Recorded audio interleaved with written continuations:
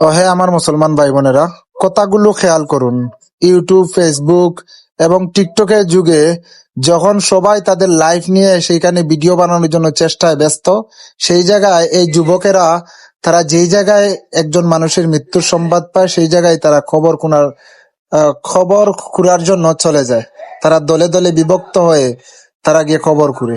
দেখুন, এতটা ভালো কাজ কয়জনে করতে পারে একটাবার চিন্তা করতে পারেন? এরকম ভালো উদ্যোগ কয়জনে করতে পারে একটাবার চিন্তা করতে পারেন? আর আরেকটা কথা শুনলে আপনি অবাক হয়ে যাবেন যে তারা খবর খুঁড়ে সেই পরিবারের কাছ থেকে তারা একটা টাকাও নেয় না, একটা পারিশ্রমিকও নেয় না, এবং কি তারা যাতায়াতের যে খরচটা আছে সেইটাতেও তারা নেয় না এ পরিবারের কাছ থেকে। আর তারা কত সুন্দরভাবে নিখুঁত ভাবে খবর খনন করে, এই ভিডিওটা দেখলেই আপনি সেটা বুঝতে পারবেন। আর যদি এই যুবকদেরকে আপনার কাছে ভালো লাগে তাহলে আপনারা কমেন্ট বক্সে সুবাহান আল্লাহ বলবেন। আর এই যুবকদের এই কাজগুলো আপনার কাছে কেমন লাগলো সেই জিনিসটা আপনি একটু কমেন্ট বক্সে বলবেন। আশা করি আপনি কমেন্ট বক্সে